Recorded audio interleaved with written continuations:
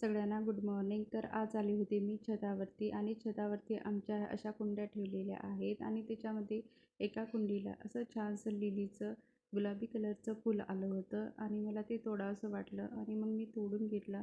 त्यानंतर त्या दिवशी होती भाऊबीज. आम्ही सगळे तयार होत गावाकडे भाऊबीज करण्यासाठी निघालो आणि त्यासाठी गाडी पण आली होती.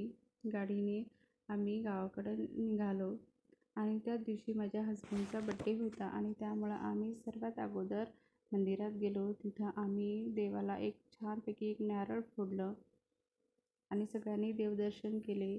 सगळ्यांनी दर्शन घेतले आणि त्यानंतर आम्ही सगळेजण गावाकडे जाण्यासाठी निघालो.